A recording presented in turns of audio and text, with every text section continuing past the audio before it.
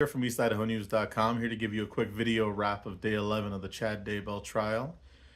Today began the same way that yesterday, day 10, ended with Fremont County Detective Vince Kaaiakamanu on the stand. Kaaiakamanu testified for about 6 hours today, gave a lot of information, kind of went back and forth with attorneys from both sides. I'm going to kind of hyper-focus on a few of the things that were discussed today. First of all, he went over some Google searches, some search history from Alex Cox. He also talked about the gun, a rifle that was found in Alex Cox's apartment after Cox's death. But he said he brought new information today that hadn't been made public before today. So let's leave with that, I guess. According to some email exchanges between Chad, Tammy, and their children, Tammy and the children were aware of Chad's light and dark scale. In some of the messages between the family, Chad and Tammy discussed some of the children at their church's Sunday school being dark spirits, as they refer to them. They actually named one of the children from the school, from Sunday school, and said that he was a 4.2 dark spirit.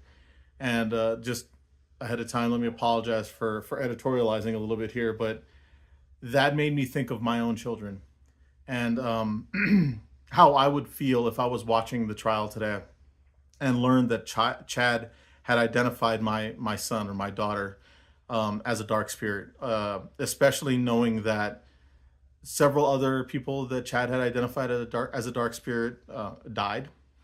So that did have a little bit of an impact on me, just as a father. Kaaiakamanu also discussed, like I said, the search history, and I'll go back actually, because like I said, that information was new, that had never been made public today. That Tammy and the Daybells, the Daybell children, were aware of the light dark scale, and actually discussed the children from the Sunday school who were identified as dark. One of the children, one of the Daybell kids, actually said when Chad identified one of the children as being a dark spirit that she liked that child, though. So again, new. Sorry, my throat has taken a beating from these season allergies. I apologize. So also, Kaaiakamanu discussed Alex Cox's search history, which was a big part. Actually, most of the morning was devoted to Cox's Google search history.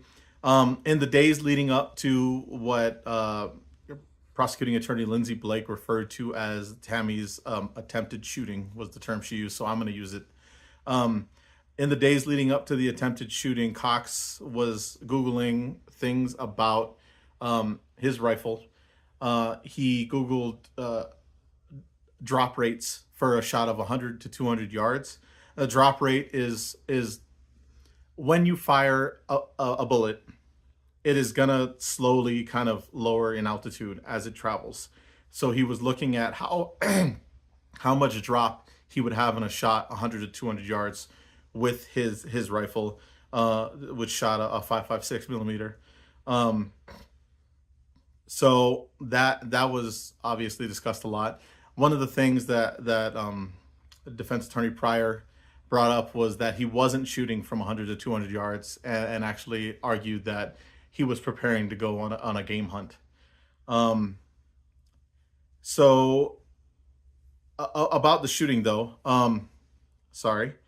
On October 9th, 2019, Tammy reported to 911, called 911, and told them that someone had pulled a gun that she thought was a paintball gun, pulled the trigger, but nothing came out. It was, I guess, either a misfire, or she thought that what she thought was a hopper on the top of the paintball gun. The hopper is a container that holds the paintballs and kind of loads the paintball gun as it's firing.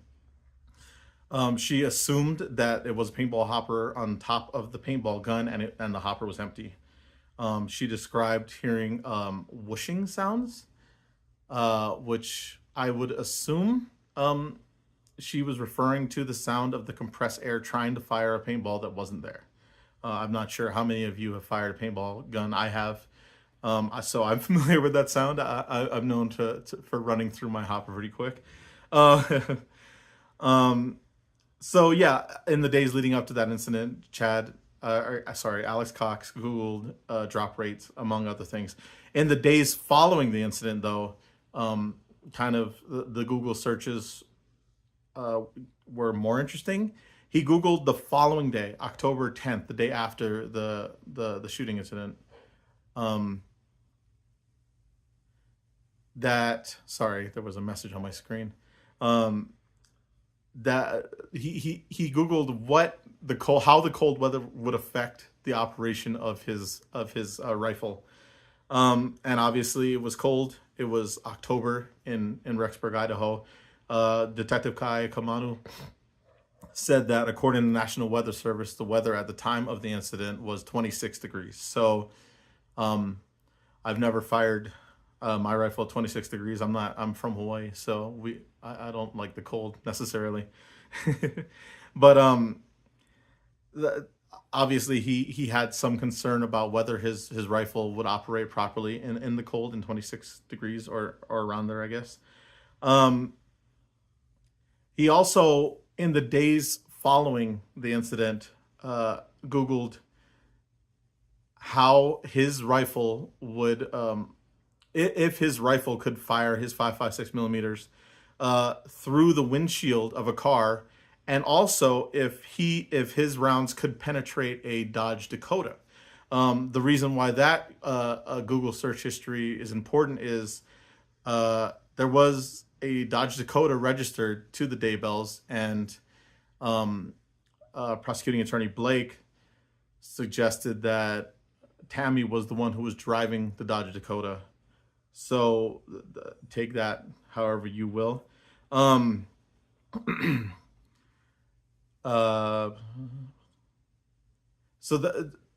thing that was discussed at length today with Detective Kaaiakamanu was this rifle that was found in Cox's apartment after Cox's death. The rifle, again, going back to the incident, Tammy reported that it was a paintball gun. She's a main reason why she thought it was a paintball gun is she saw what she thought was a hopper. Blake compared pictures, and you'll see it on eastidahonews.com. I tried to take a screenshot of the YouTube feed, but I'm sure you guys have seen the YouTube. It's not the best picture.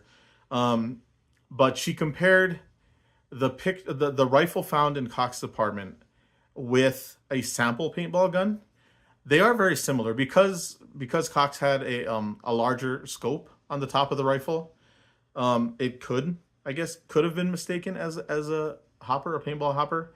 Also, because there was a threading at the brake, the muzzle brake of the rifle, for a suppressor attachment. The end of the rifle actually looked similar to a paintball gun. Again, people who have fired a paintball gun before know the barrel is shorter, but the bore is larger. So it didn't look, just close up of the barrel didn't look a lot like a rifle. It kind of did actually look a little more like a paintball gun. Those pictures were compared. And then during cross-examination from Pryor of Detective Kaaiakamanu, he actually went down two lines of questions that I thought weren't great for him. On two separate portions, or during two separate portions of his cross-examination, he first asserted that Alex Cox was preparing to shoot someone inside the Daybells at the Dodge Dakota, quote unquote, to do harm.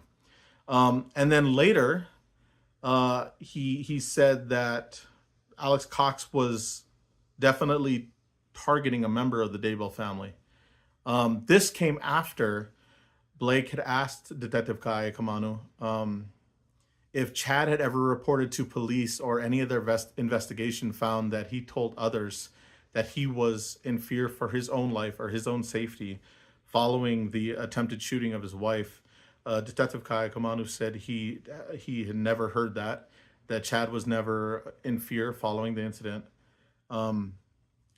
which, in my opinion, would almost be prior making the case that that Alex Cox was targeting Tammy, if it was in fact, or I guess if his assertions were true, which aren't. That's not exactly what you want to do as a defense attorney. So after about 6 hours of testimony, Detective Kaaiakamanu was released. This is actually the second time he's testified. If you connect yesterday and today as one, he was called previously in the trial. You look back, I believe it was day 2. I could be incorrect. So after Kaaiakamanu was released, the state called. What is this? 1 second, sorry. Spencer Cook. The state called Spencer Cook, who is the technology director for the Sugar Salem School District. Cook said that he is responsible for basically anything that plugs in to the wall for the school district, including emails and email accounts. So he was the one that police went to collect email data from Tammy Daybell's account, Tammy Daybell's work account. And he said that he found an email from Charles Vallow to Tammy Daybell, the email that I'm sure you guys have all heard of, where Charles says that he has some information that he thinks she would like to hear about his wife, Lori, and her husband, Chad, and asking her to get back to him. So Cook said that he found that email. Not only did he find it, but he found it read and in a deleted folder. So someone using Tammy's account read the email, deleted it, and then also blocked Charles' email from being able to send her any more emails. He testified for 20 minutes. There was no cross-examination. He was pretty quick. He stepped down around 3 p.m., and that was when Boyce decided to call it for the day. And then tomorrow, we'll bring a new witness, obviously. Boyce said that tomorrow will be cut a little short because they just don't. I don't want to say they don't want to get into too much, but there were some requests from one of the attorneys. He wasn't clear which one, that the day be cut a little short tomorrow. So with Nate Eaton gone one more day, Kalen Hart will be back tomorrow morning to wrap up the week, and then Nate will be returning from his assignment next week, Monday. So I just want to thank everyone again. 2 days of this was a lot for me. I'm glad Nate's coming back. But I appreciate you guys following along, and you have a great evening.